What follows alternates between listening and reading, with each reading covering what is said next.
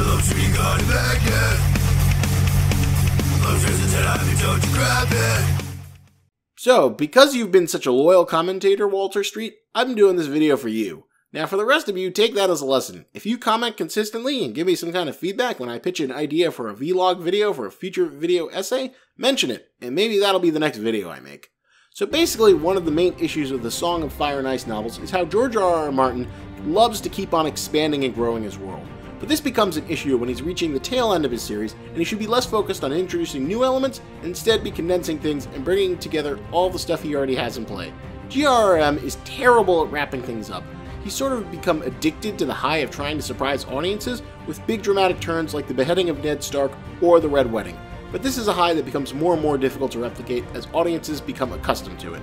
Which brings me to Dorne. Everything in Dorne is a complete waste of time in both the books and TV show. I know you probably want to take up your pitchforks, whips, and scimitars and chase me to the hills, but in your heart of hearts you know it's true. Now don't get me wrong, everything on paper about Dorne is cool as hell. Dorne being depicted as a passionate land filled with passionate people who are all hot-blooded Spaniards with the temperament of Inigo Montoya is an interesting contrast to the other 7 kingdoms. The Red Viper is a great character, and the idea that he has several bastard daughters who are all badasses and collectively known as the Sand Snakes is cool as hell as well. Doran Martell is an interesting character given the fact that his ailment has forced him to become more sedentary, both physically and mentally, as he tries to prevent his entire country, filled with passionate, hot-blooded people, from doing anything stupid and rash.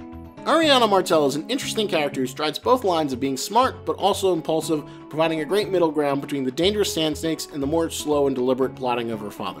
But let's face it, as cool as all these elements are, what exactly have they done in terms of resolving or pushing forward any of the larger plot threads seen in Game of Thrones? Not much in particular. There are basically 2 major things that almost happen in Dorne. The first is Ariana Martell's plan to try and crown Princess Myrcella as Queen of the 7 Kingdoms, and hopefully stir up a revolution in Dorne and declare open rebellion against the Iron Throne.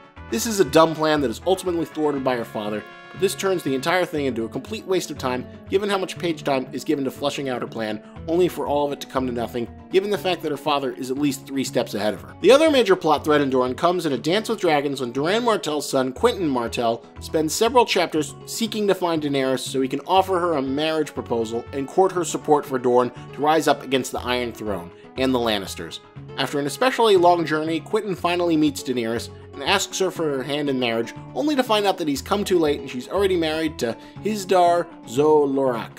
So essentially this storyline was a complete dead end and becomes even bigger waste of time when Quentyn tries to tame one of Daenerys' dragons and gets burned alive, making all the time we've invested in his storyline a complete waste. You can see where this would give the Game of Thrones showrunners a pretty big problem in terms of adapting the material for the series. All the book stuff in Dorne never really goes anywhere, and it mostly adds even more characters to an already unwieldy and large cast, and is mostly a waste of time. So the choices they made in terms of putting Ellaria Sand into the Ariana Martell role makes sense.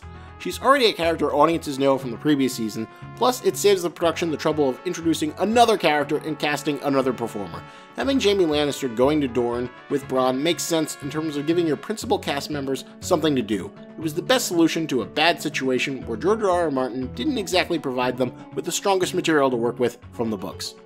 But because of this weakness, the Dorne material is easily some of the weakest in the entire show, not to mention that nobody gave much of a shit about any of the Sand Snakes.